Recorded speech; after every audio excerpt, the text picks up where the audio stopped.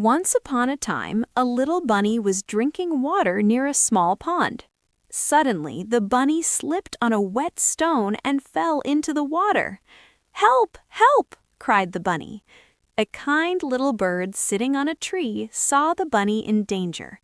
The bird quickly dropped a big green leaf into the pond. The bunny climbed onto the leaf and floated safely to the shore. "Thank you, dear bird," said the bunny happily.